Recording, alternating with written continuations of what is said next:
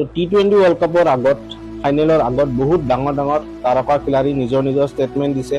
মই কেইবাটাও ভিডিঅ' বনাইছোঁ যে কোনে এবিডি ভিলিয়াৰ্ছে কি কৈছে, ডেল ষ্টেনে কি কৈছে, মিচেল চেণ্টনাৰে কি কৈছে।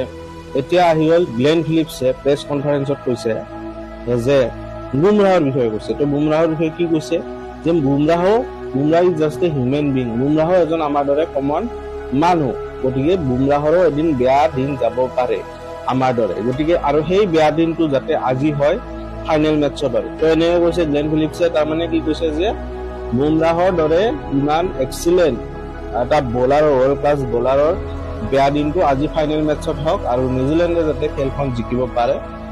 গতিকে সেইটো কাৰণে বুমৰাহক গ্লেন ফিলিপছে কৈছে যে he is just A human being, he is like among আছ, তেনেকে এটা ষ্টেটমেণ্ট দিছে।